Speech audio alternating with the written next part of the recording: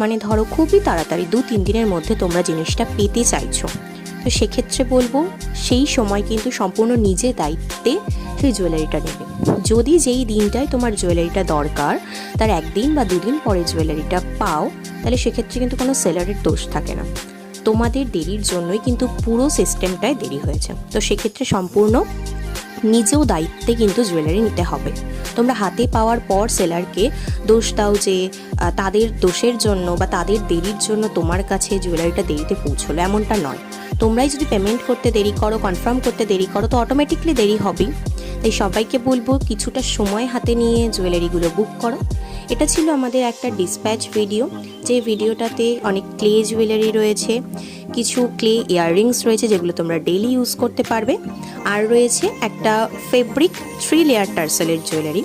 যদি এই জুয়েলারিগুলো তোমাদের ভালো লেগে থাকে তাহলে অবশ্যই আমাদের সাথে যোগাযোগ করতে